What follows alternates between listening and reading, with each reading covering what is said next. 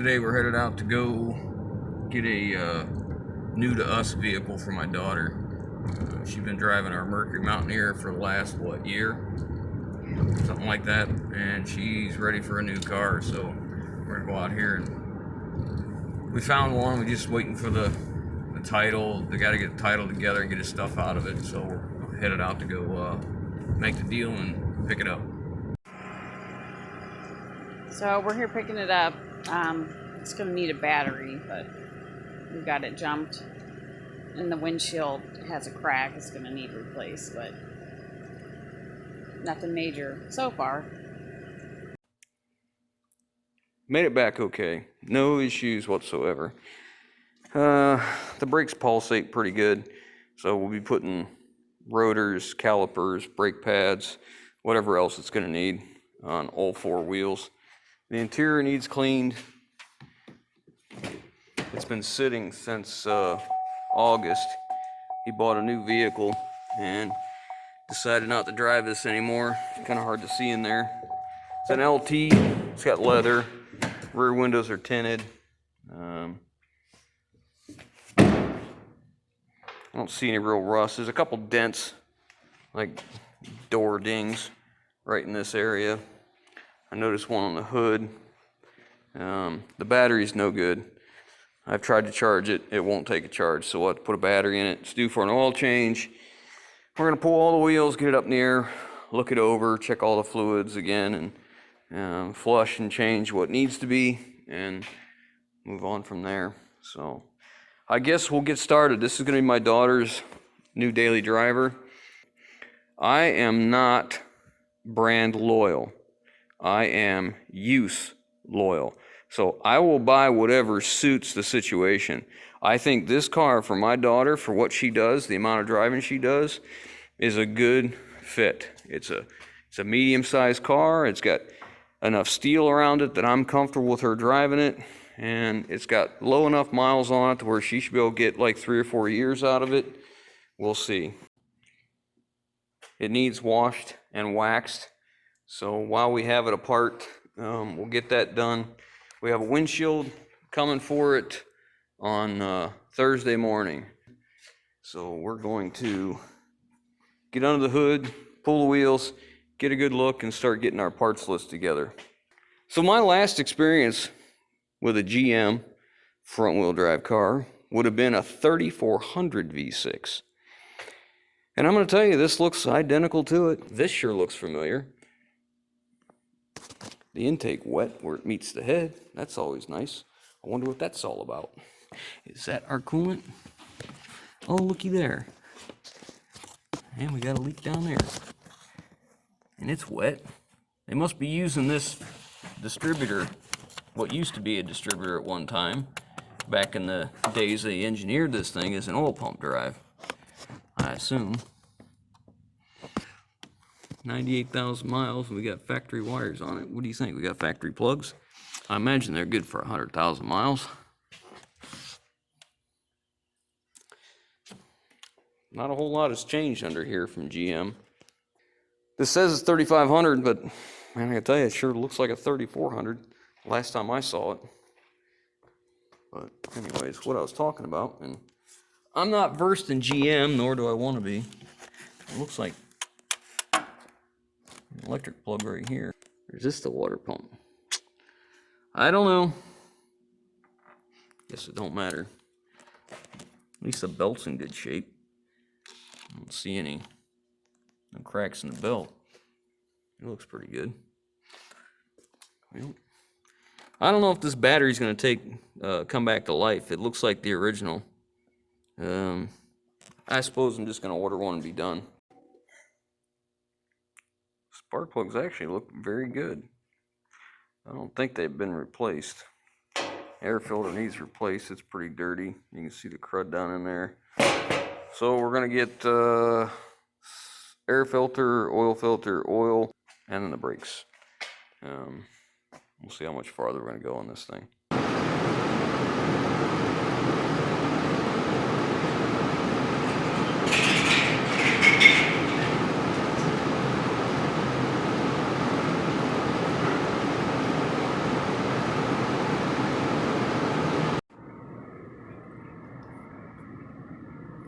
So this is a primer that's used to promote the adhesion of the actual glue that holds the windshield in. And without it, the glue will not stick to the windshield at all. So this is a very important piece of the puzzle. I assume you're doing this ahead of time because it needs time to cure? Yes. So you'll prime this and then pull the old windshield out and then prepare the car for the new windshield and then put it in. Alright, so now it's time to start on the windshield of the car, which I'm going to get out of his way because I don't like to be micromanaged when I'm doing something, so I'm going to go on to something else. I'm going to speed this up. There's quite a bit here. It'll stretch out for a long time. So he's got the hood up. He just pulled the weather stripping off. He has to take the cowl, the wiper arms first, then the cowl, and that's all there is to outside. And then he's going to get out this tool that he suction cups to the inside of the windshield. It has two cranks on it, and the tool has a piece of string that you poke in between the windshield and the car, right in the urethane adhesive that holds the windshield in. You pull it through, you wrap it around the windshield, and then you start cranking on one of the cranks, and as you crank it, it tightens up that string and it cuts the urethane all the way through. It's very slick, and it made it so easy. No broken glass, no shards, no nothing inside the vehicle. It worked out really quick. Here, he couldn't find his ratchet. He just had the ratchet for taking the wiper arms loose, and he couldn't find it, but it was laying. He just picked it up right there. It was laying on the inside of the fender. So he's just about ready to get out that tool, and I've got some video from the inside, which I'll show you here in a minute, just as soon as he gets it out here and gets it set up. You'll see him clean the windshield up. He doesn't want it to fall, so they clean the windshield and put it on there, and he'll get ready. So we'll show you the other footage now of the tool in use.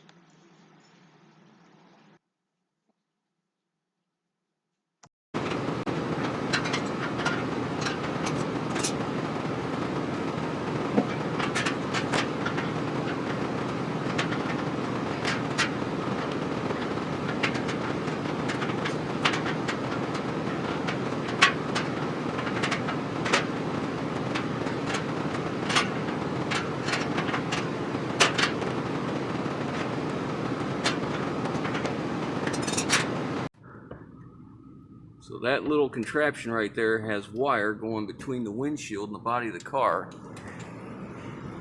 And as he cranks it, it pulls that string up and it's cutting all the way around. Never seen that. That's pretty neat. So it suction cups on the windshield. And it goes all the way around.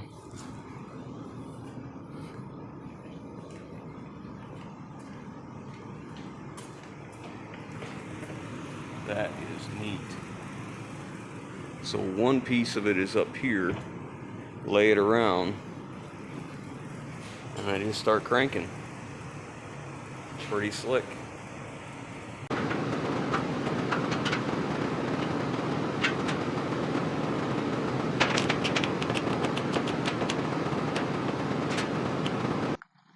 Alright, he's moving that tool from one side to the other. The string doesn't come loose. They're in those two cranks. He can turn one or the other, whichever he needs. This made this job so fast, so clean, so easy. As soon as he's done with his string, he's going to lift it out, and then he started to clean up the car and get the urethane taken loose from the car and prep it for the new urethane for the new windshield. The last time we had a windshield done, the guy used a Sawzall and some special tool to cut the urethane loose from the windshield, and it made a mess. And he ended up breaking the windshield, and we got glass all over. This guy didn't get glass anywhere. I mean, just a true professional. If you look at the back of the car, you can see now he's putting the new urethane adhesive on the windshield, prepping it to put it in.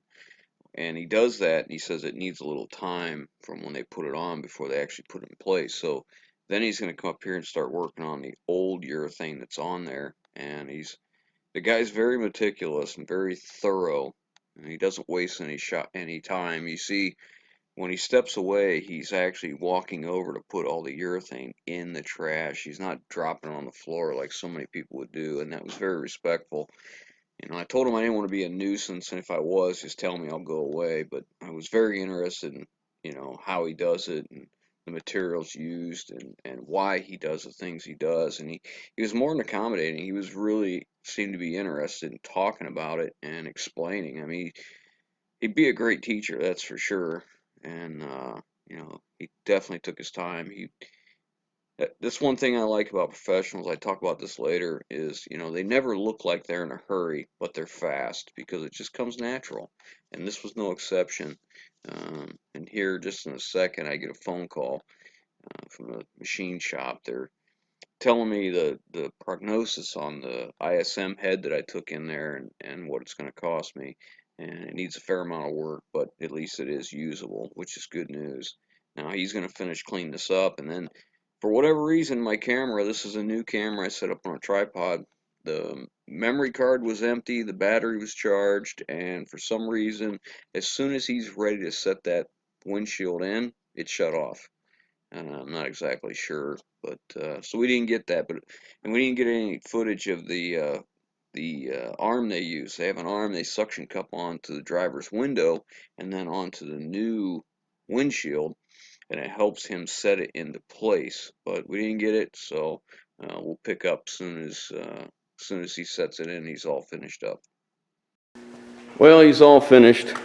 He wanted to make sure everything was just so, not like that fake, hey, here you're going to be given a survey, so please, don't say anything negative about me, but genuinely concerned that we were pleased with what he did.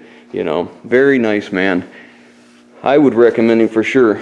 He is local to us, and I just wish I could have got more of him putting it in, but unfortunately I didn't know the camera shut off, so sorry guys. But it is complete, it's ready to go. And ironically, this was a little bit of information. He said that most adhesive manufacturers that produce this urethane adhesive that's used on a windshield say that an hour after it's installed, it's safe to drive down the road. But that's the end of this windshield part, so now we're gonna get on the brakes.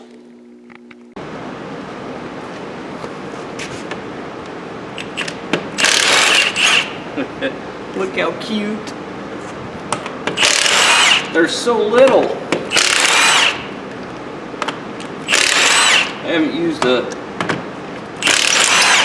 19mm socket on lug nuts for I can't tell you how long.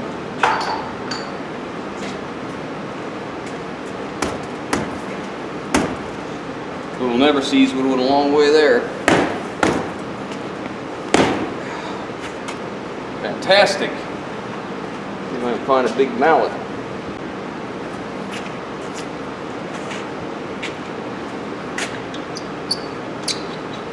I don't want this thing flying off.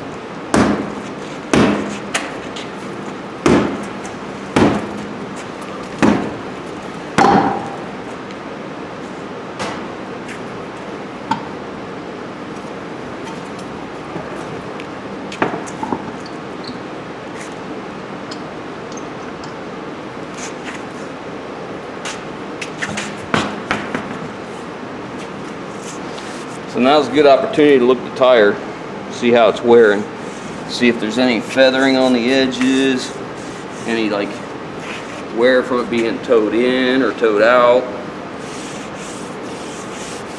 and cupping. I don't see anything.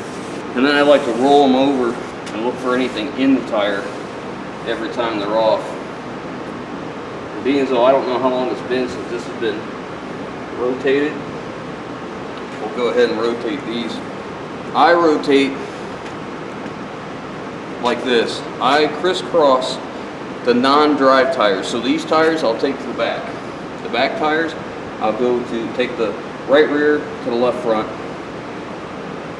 and the left rear to the right front.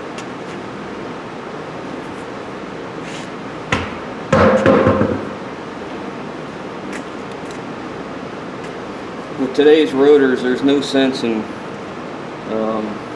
machining them. You might as well just buy new ones. Let's see. I need to check the tie rods and the ball joints. And in this situation, since it's a strut, I want the strut to be hanging, so the suspension's hanging, so that I can check that ball joint for play. If it was a coil spring suspension, I'd want to put a jack stand under the lower control arm to compress the spring. This, since the way a strut works, I need to see if there's any play between the ball joint and the knuckle. This has got Torx bits on here. That's going to be a lot of fun. The brake pads are about half, but we're just going to replace them anyways. Alright, we've checked the ball joints and the tie rods on this side, and it's okay.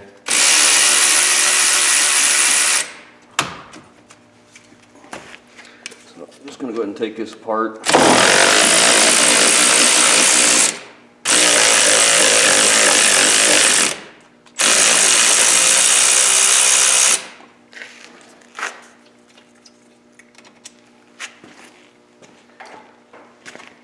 Take these things off. I had these really handy. Oh man, yeah, those are stuck. I figured we might run into that after it's sitting. The slides are stuck. That one doesn't want to move. Get something better in there. I'm just going to tap them out of there because, you know, we're replacing them anyways.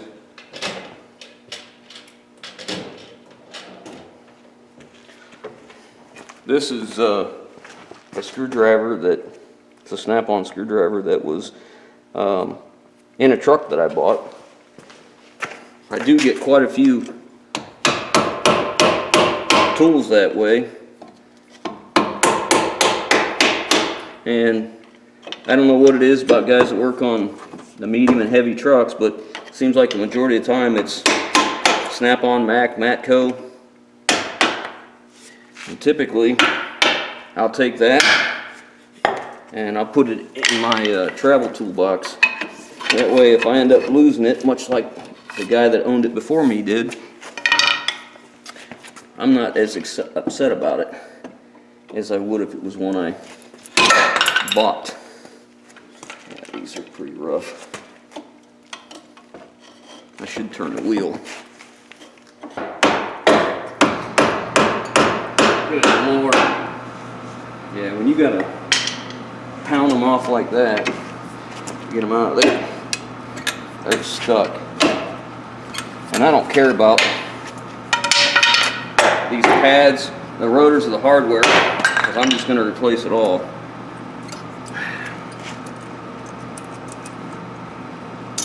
Jeez. It's crusted up. Just a crusted up mess.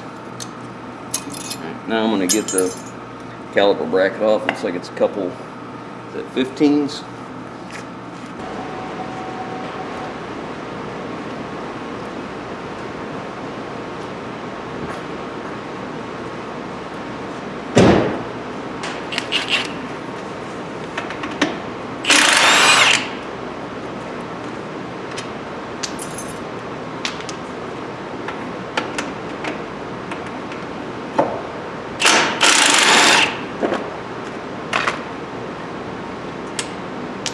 Steel through aluminum. That's a great idea. Alright.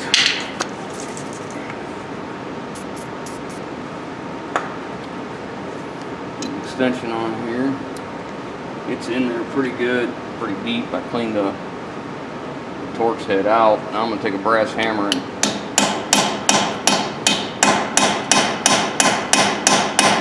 smack it a few times and try my luck with the impact, even though we all know I should be using a ratchet.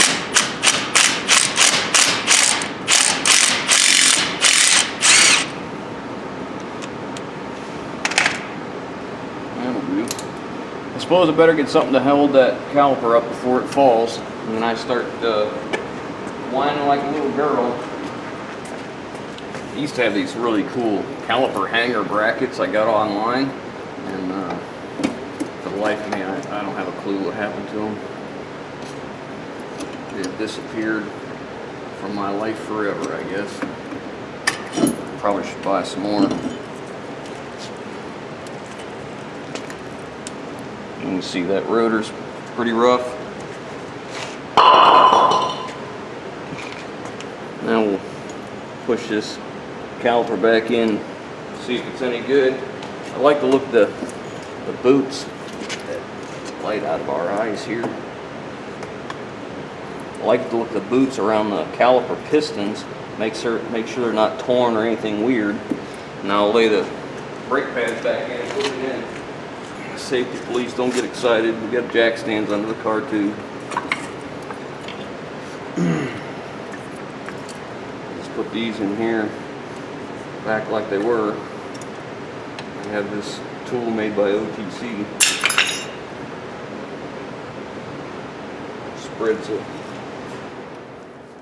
Spreads the brake pads apart.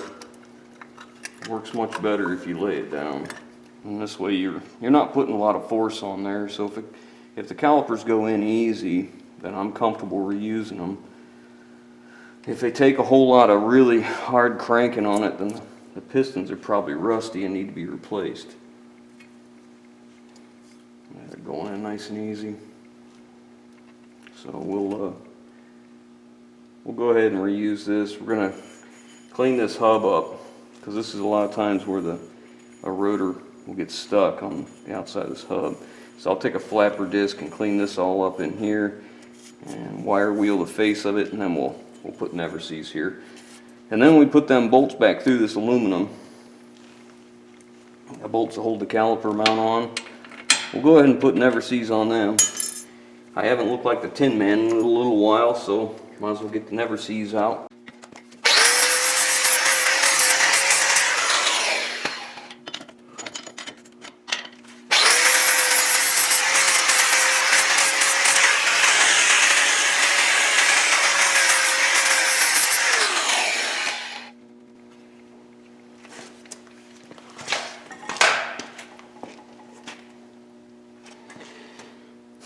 We're going to pull these slides out and clean them too, because they'll get stuck in there. So we'll take these out, clean them all up, and put some more brake caliper slide lube in there.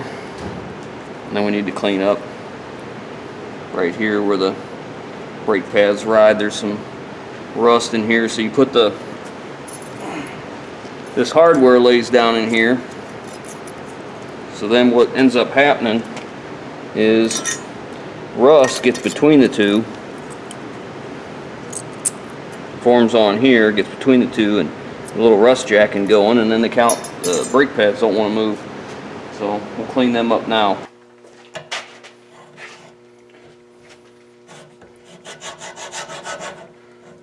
I want to go across here right in the corners where the brake pad lays, all the way across, going flat. Very important to stay flat. I'm not looking to take material off, I'm just looking to get rid of the rust.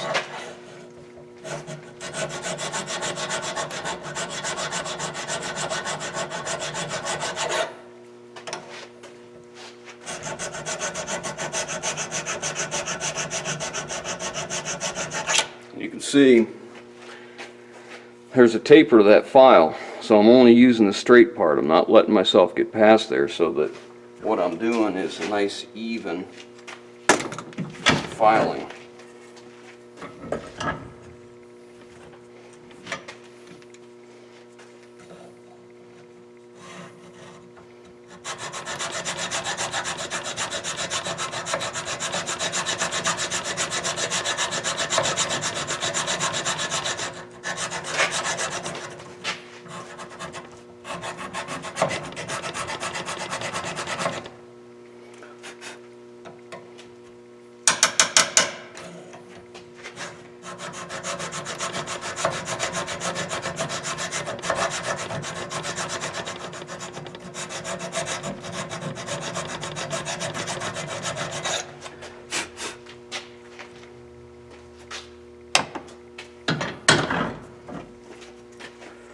You see how quick that was.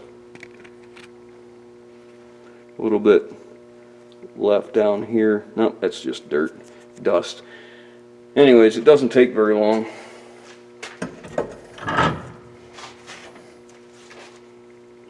this stuff out, clean it up, redo, even though they're moving nicely, which is good.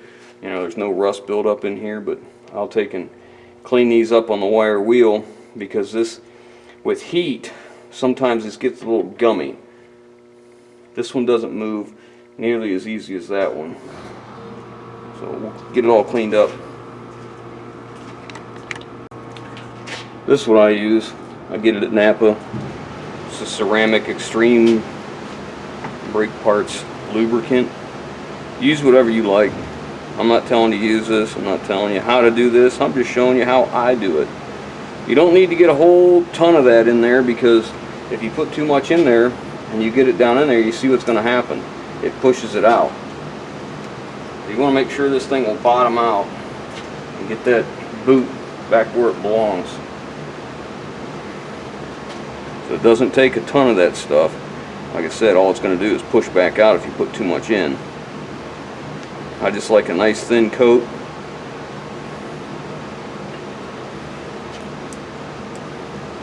Go in and out a few times and put that boot back on. Make sure I got that good.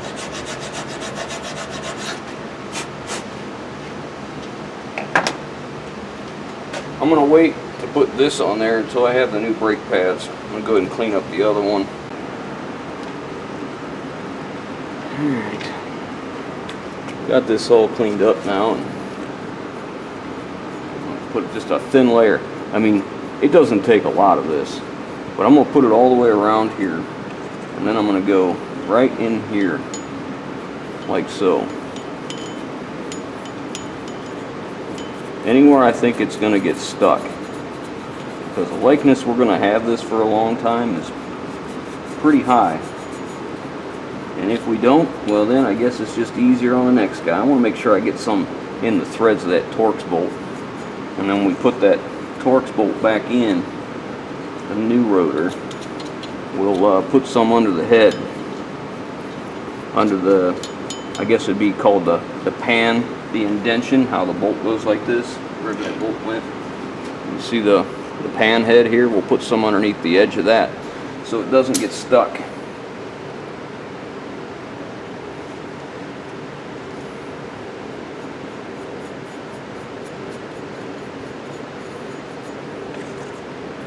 I'm not so much worried right here. This isn't usually where they get stuck. Not on the face right there, but I still want to get some on there. I don't mind a little bit on the studs themselves, especially with you know, closed lug nuts, you know, cap lug nuts. Just got back from Napa. Four rotors, 2 front, 2 rear, 2 wiper blades, an air filter, oil filter, and brake pads for the front and the rear, and a battery. You hear the detail crew going at it. It's getting there. I stuck that big LED light up there for her.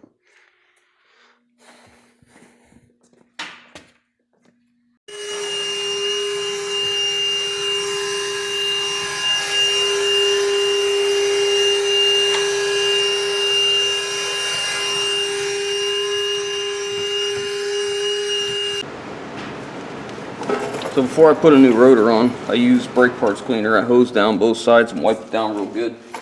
And here's that bolt that holds it in place.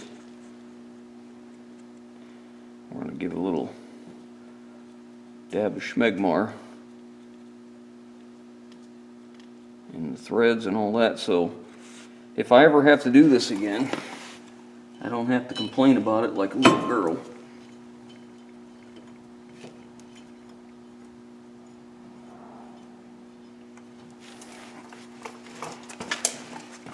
That's how it begins. A little bit of never sees on your hands. It's all over. Gets all over the place forever. You're finding it for weeks.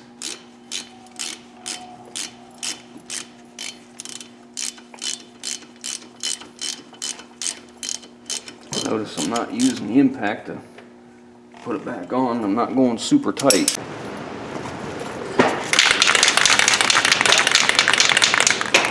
This is what I use in the back of the brake pads.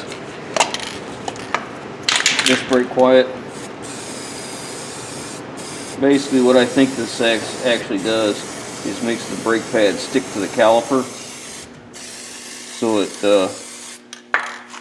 when you apply the brakes it squeezes them. It'll squeeze the brakes, and you let off, it pulls it back and lets the brake dust out. So brake dust is typically what the squealing noise is in most cases. Came with new hardware. Right about here is where my wife turned the vacuum back on, and she's in the car cleaning. So you can't hear anything I'm saying. I'm actually putting the new hardware on the caliper mounts that I've already cleaned up, which that creates a problem later here. But now I'm putting never sees on the bolts. Those go through the aluminum bracket into the cast iron caliper mount. I put never sees on there, and as I'm putting it on there, I'm realizing that the shank part of the bolt that actually goes through the aluminum is not as big a diameter as the thread, so the likeness it would actually freeze up in there is pretty slim. It did originally have Loctite on them, a yellow Loctite. That's probably what should go back on it. I don't use Loctite when I put back together. These had been apart before, and no one reapplied the Loctite, and it was just fine. I tightened it up with the impact, as you see here. That's the Milwaukee, 1,400 foot-pounds of torque braking force, and I'm sure they're plenty tight. I'm not worried about it. But I put this all together, and I didn't put the lube on those slides, and I have to do it while it's on there, and it makes kind of a mess. You see that tool in my right hand there? That's the Otc Spreader Tool. You use it to push the caliper pistons back into the caliper. So you put the brake pads in place, and basically that tool takes place of the rotor. And there's just basically a roll pin on the end of it. And you twist it clockwise, and it spreads them and pushes the calipers back on, the pistons back in the caliper. If it goes in easy, I just reuse a caliper. If they're tough, a little bit harder than I think they should be, then I replace it. But yeah, here I am putting that purple ceramic brake lubricant on that hardware where the pads ride, and I'm not real happy because I'm getting it on that rotor I just cleaned. So after this, on the rest of them, I put it on before I put the bracket on. It was just an oversight. So I'm smearing it around, trying to get it in all the places exactly where I want it. And then the brake pads themselves, a lot of guys want to put those wear sensors going one way or the other. To me, it doesn't matter on this car. The majority of the times that we've had cars that needed brakes, that, those things didn't work very well. I don't get too excited about those wear sensors. We check our brakes early and often, so you can put them in however the manufacturer recommends. I usually put them to where the rotor pushes against that, not drags. I've heard controversy both ways. Some guys like the drag, some guys like it to push. It is what it is. Caliper's going in here, fits in, no troubles. Taking the bolts, which I can't seem to locate at this particular moment, and then I realized they're on the roll cart. What I found odd was on the backs, the bolts were kind of backwards. The bolts holding the caliper on were a larger head than the caliper bracket to the spindle. It was kind of weird, but you'll have to see the bolts in the video and see what I mean. One bolt had a big head and a small shank diameter, and the other one had a small head with a larger shank diameter. It just didn't make sense. But I'm just about done here, and then I'll move on to the right rear, and this should be just about it. We're almost done on this wheel. So I found the bolts. Now I'm using that wrench to hold the caliper slide while I'm tightening them up so that the caliper slide don't spin. I can't put the tire on because we're rotating tires, and I need to take the one off the right rear and move it forward, and then this tire will go to the left rear. So we'll move on to the back now. This is the right rear, and man, I'm gonna tell you that every wheel on this car was stuck. I am so glad I put that never sees on the hub, so it'll make it easier next time. I get all these loose and still won't come loose, so I gotta grab the dead blow hammer. I think it's a, what is it, a 56 ounce or something? I can't remember what it is. A dead blow hammer from Snap-on. I give it a few whacks, and you can see. I mean, I'm really hitting it pretty hard here, and it just doesn't want to come loose. I mean, a little bit of never sees would have made this so much easier. I just take that tire now, it goes up on the right front, and you can kind of see on the rotor how bad a shape it's in. But I'll show you later in the video how there's only like a quarter of an inch of the brake pads actually touching the brake rotor. And we'll get it apart here.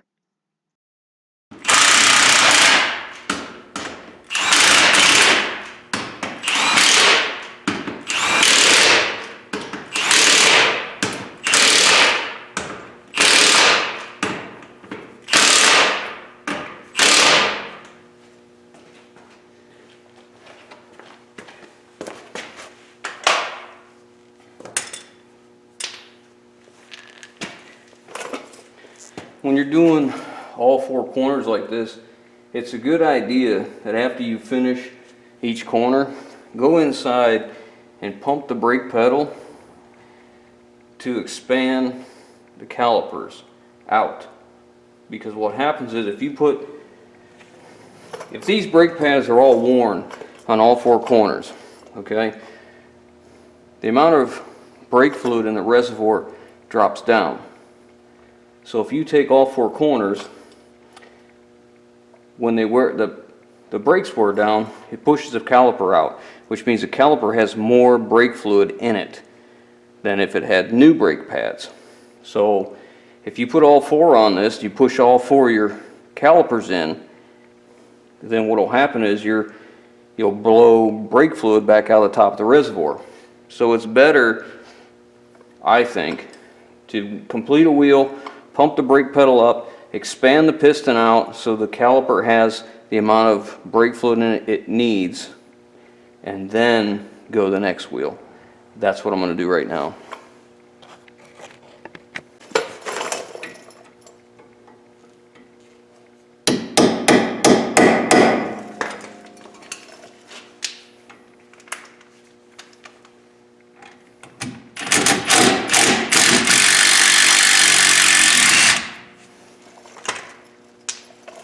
You can see what I mean on these rotors right here. There's only about 1/4 or 1/5 of the rotor actually making contact. This is actually rusted and flaked off. So what you're seeing here is a high spot on the rotor. So it's the high spot and the rest of the rotor is down below it. So this is all that's actually touching. So it makes for really crappy brakes. So this will be a rinse and repeat at the front. I'm not going to bore you with this. I'm just going to do it. Maybe I'll speed up the video at this point.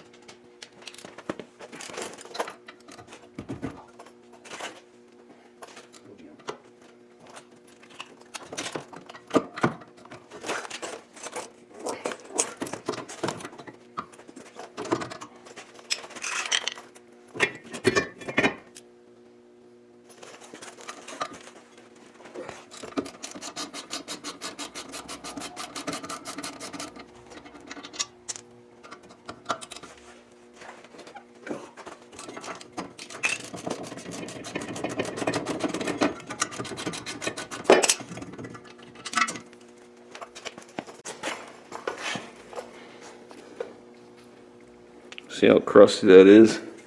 And brake pads were never going to move in there.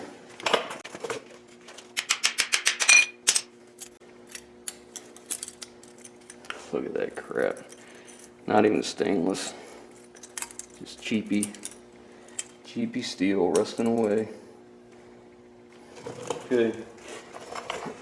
Suppose next I'll go to the bench grinder, or the bench vise for this.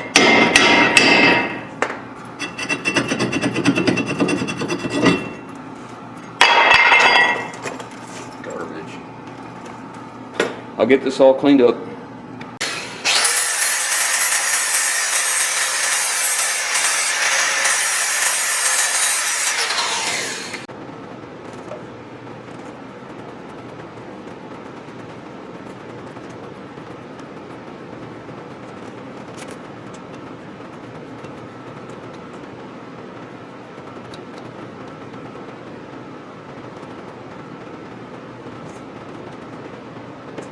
I won't let you tell them.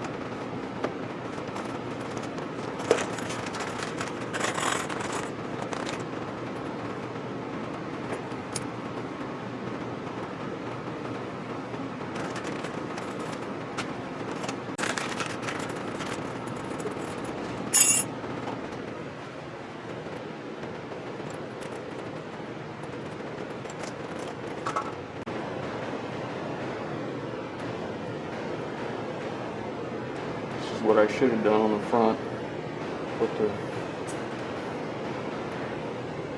this lube on before I put the caliper mount in and put the brake pads on, and then put the bracket on. That's what I should have done.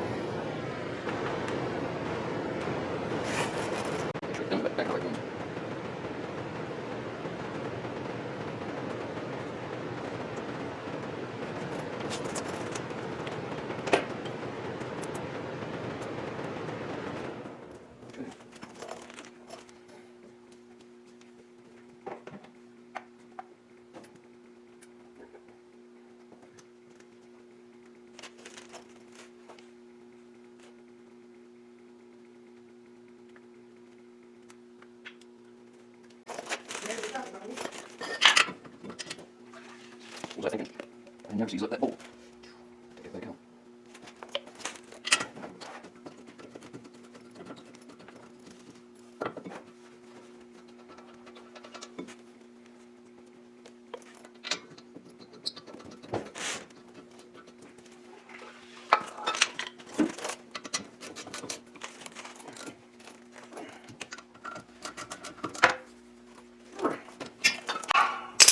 Alright, now I have to push this caliper back in, the piston. You know, it's got a parking brake on the end of it, so the caliper has to be pushed in and turned.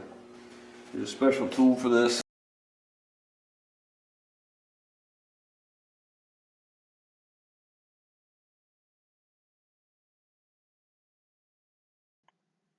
Alright, so this wheel's all done now. gonna put the tire on. We've rotated the tires, and my wife has taken and checked all the air pressure and adjusted it in all the tires. After I get this on, I'm gonna go off to the driver's side now and just do the same thing. But we're gonna skip it and move on. I'm sure you guys seen enough of this. The those are aluminum wheels, and I use my impact, and then we'll take a torque wrench after the fact once it's on the ground and check them that way. My wife has been cleaning this interior the whole time I've been working on this brakes, and it's taken her most of the day, but she got it all cleaned up and washed down, and it came out really good. It looks really nice, so my daughter should be happy with it. There's lots of controversy over whether you should fill your oil filter or not. I don't know what's the best, but I do. If it stands up like this, I fill it. If it sits sideways, then I don't fill it, because it's pointless, because it'll just pour out. And usually I'll do it several times until all the air or the oil has worked through the paper filter and pushed the air out.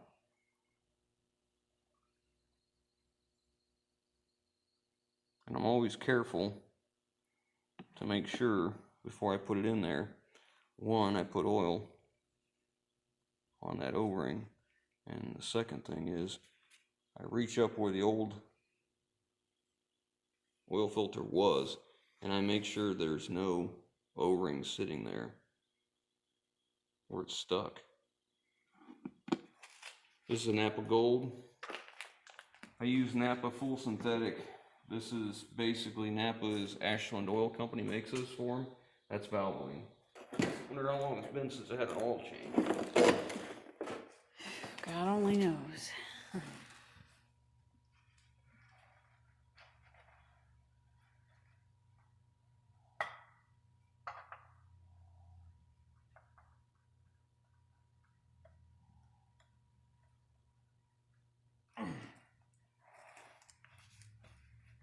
I'll wipe the oil filter down. These little things don't hold a lot of oil. It's got a little bit of a seep from the rear main seal. But other than that, it's pretty dry. The underside looks good. It's been undercoated. The brake lines all have a coating on them, so we shouldn't have to mess with them. The exhaust looks decent. There was nothing worn in the front end. I like to make sure it's dry. Make sure my oil filter's dry. Okay. Next, we gotta get we'll get it down off the jack stands now, and we'll change the air filter, put the battery in, and we got wiper blades to go. All right, I want to replace the battery, but you see what's laying here. There's some random wires laying here. It's like an amp clamp here. I wonder if this is part of an add-on remote start, because this here goes into a harness that comes over here to these relays, which certainly don't look factory. This looks like some aftermarket or add-on crap to me. So, you know, butt connectors like this with heat shrink, wires interrupted. At the very least, I got to put these in loom. I got to get these up here somewhere where they're not going to be a problem. And then I need to clean these battery terminals. They're pretty rough.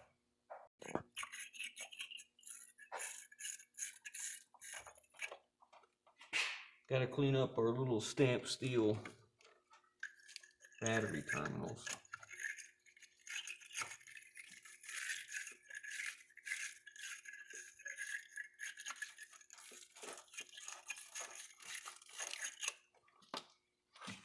That'll do. I'll get the battery shoved down in there.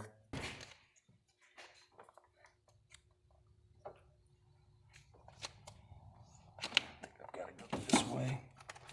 Combination lock to get it in here.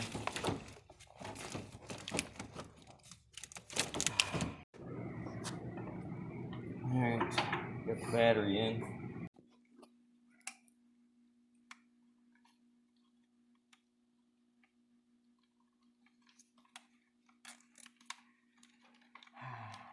I need that started. I gotta get 2 of them in there, one before the stud and one after, because it ain't gonna stay. I don't want it hitting. This wiring harness hits the studs. I want to start those in there. Put this down in the little slot where it's supposed to go. See this? And there's a stud here. That's gonna hit both of them. So I want to get this to where I don't have to worry about it hitting. So I'm using them 2 slots.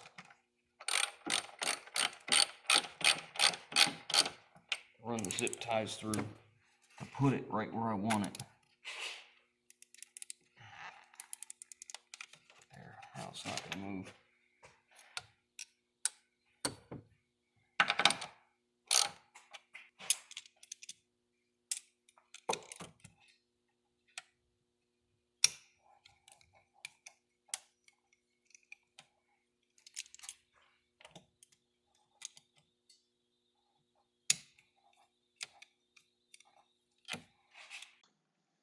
Here I'm cleaning up some wiring, I'm rerouting what looks to be this dealer add-on remote start. It's a harness that goes over to some relays, and the way they have this routed it was just done so poorly. It rubbed in several places. I put some loom on it, I zip tie it. I actually end up doing more work to it than this. I just didn't get video of it. I want to get it cleaned up so it's not a problem later, because there was just several places that it was, a real small gauge wire that was rubbing, and then there was a section where it came through the front of the body, the inner structure, and there was no protection. It was right up against the steel edge. But we get it all done, and I'm going to get vice grips here. You can see I take the vice grips and clamp the leftover part of the zip tie, and I twist it until it breaks off. I've done this for a long time, and that way there's not a sharp edge on the zip tie, and you don't get cut when you rub across it or anything. It works very well. An old guy showed me that trick one day, and I've been using it ever since. Now we're about done. The only thing left to do is change out some wiper blades and take her for a test drive. We'll stick this 1/2 quart in the trunk, see if it uses any oil in between changes. At least there'll be some. We're going to set the hood down temporarily and get to these wiper blades, which are in pretty bad shape.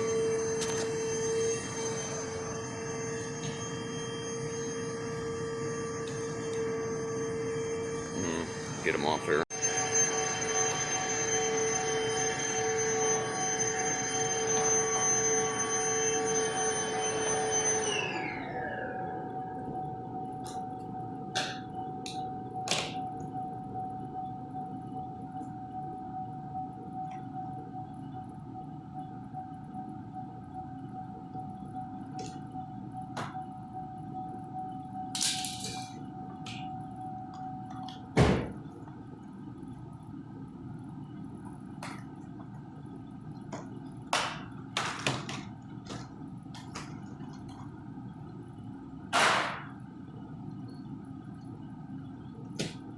Can't say I'm real impressed with that lock system. Let's see how it works.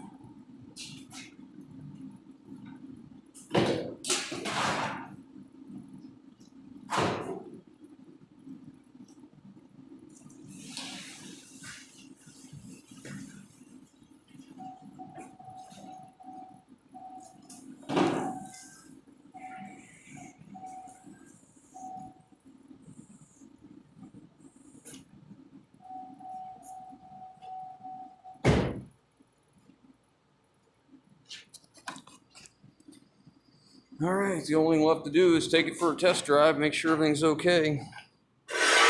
We're gonna probably put about, 150, 200 miles on it tomorrow. Time for a test drive. My wife threw some mats in here for me, so I didn't get it all dirty. Now I'm gonna have to do the reset on the oil change. Forgot about that. Seatbelt, of course. So we're gonna take this tomorrow. We got a trip planned. We're gonna be putting about, I don't know, 200, 150, 200 miles on it.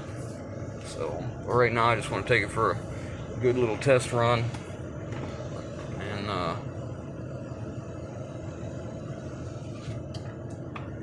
make sure everything's okay before we take off. I don't want to have any troubles tomorrow, you know how that works. And we're going to try and get up to highway speeds here. Make sure there's no weird noise or anything going on. Alright, I'll bring you back here. Well, it's good and quiet. Steering wheel straight after the rotation and airing up the tires. One of the tires was fairly low. Let's hit the brakes now and see if we get any pulsation. Nope. Good high hard pedal. Looks like I'll need to stop and get some gas. It's out of fuel. We can do that. Not bad. Runs good, nice and smooth. Everything seems to be good. So I guess we'll stick a fork in this one, guys. I guess this project's done. And turn around and head back toward the house here. Like I said, this is going to replace the Mountaineer that my daughter's been driving. And hopefully she can get, you know, 4 or 5 years out of it. That'd be ideal. I mean, I guess 4 years would put it at about 145,000 miles, 150.